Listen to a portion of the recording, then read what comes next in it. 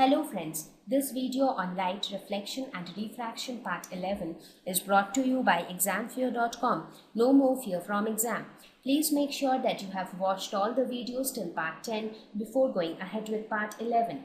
So now we will talk about magnification of a spherical mirror. So this magnification is the parameter which will tell us what would be the size of the image. That means whether the image will be enlarged or the image will be diminished or it will be of the same size.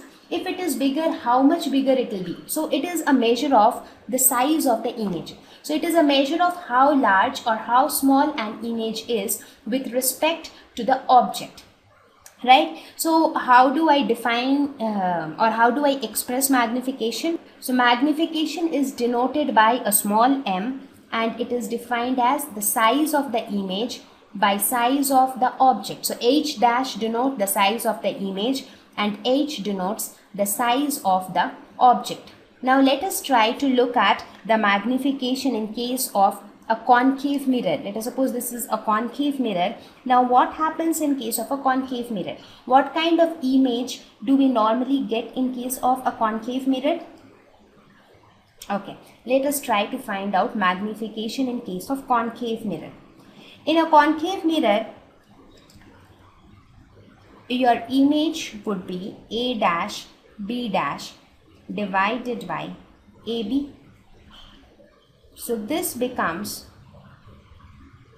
now in a concave mirror you always get, most of the times you get real and inverted images. That means your magnification is most of the times negative, because h dash is negative. It is an inverted image, so h dash will be negative. So that means it is A dash B dash divided by AB. If A dash B dash is the size of the image and AB is the size of the object.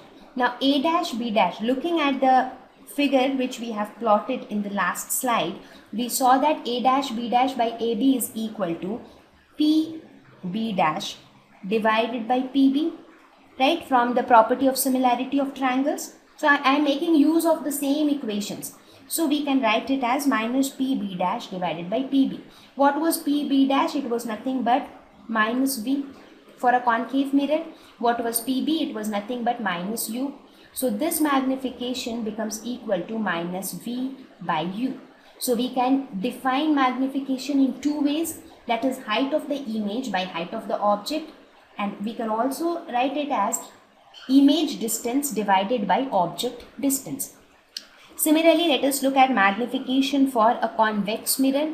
For a convex mirror, since image formed is virtual and erect, so this will be h dash by h. So that means this will remain as A dash B dash divided by AB. So this will become PB dash divided by PB. Now in case of a convex mirror, PB dash is V but it is plus V, and PB is U with a minus U. So in this case also we get magnification is equal to minus V by U.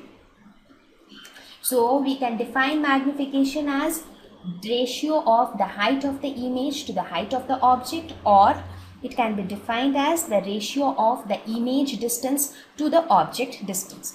So this was all about our discussion on spherical mirrors. So what all did we study? We saw the different types of spherical mirrors.